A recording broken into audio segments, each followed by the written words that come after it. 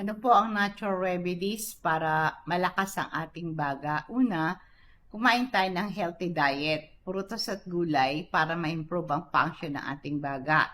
Iwasan yung magkakain masyado ng matatamis. Pag mahilig tayong kumain ng mga sugary, chocolate, mga ice cream, humihina ang ating immune system, lalong dumadami yung plema natin.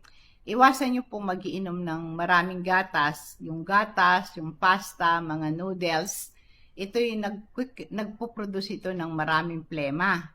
Mas maganda po pagka tayo po ay merong sipon at ubo, magiinom po tayo ng mga maraming sabaw. Katulad halimbawa, mga sinigang, may maasim. Halimbawa, yung combination ng kamatis, sibuyas, bawang, luya, at sampalok. Pakuluin mo yan, yung ingredients na yan, tapos inumin mo yung sabaw niyan, ito'y nakapagpapalabas yan ng plema.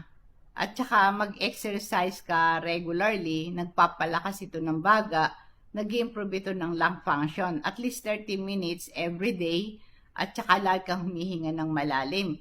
Pagka humihinga ka ng malalim, nag-expand yung lungs mo at nakakakuha siya ng sapat na oxygen at lumalakas ang ating baga.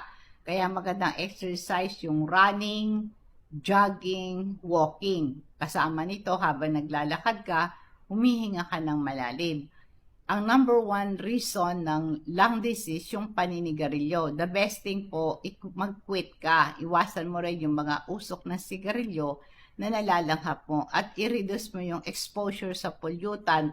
Yung pollution sa hangin, nakakairita sa baga, nagiging worse yung lung condition mo.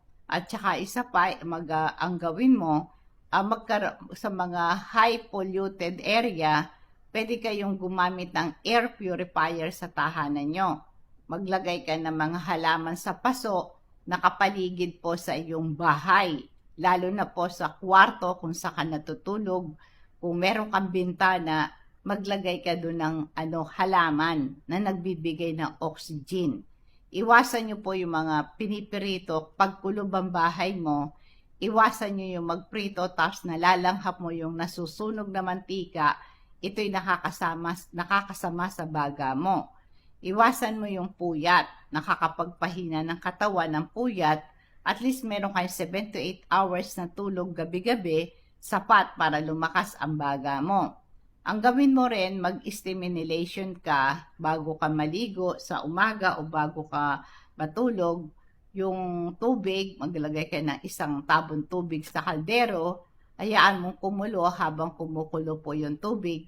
Patakan mo ng isa o tatlong patak ng crystal oil, pagkatapos yung ilanghapin mo yon, no? At kay na ganon, tapos langhapin mo. Kuberan mo yung ulo mo ng towel, tapos langhapin mo yung singaw ng tubig 10 to 15 minutes at a time. Pwedeng gawin mo yan 3 times a day.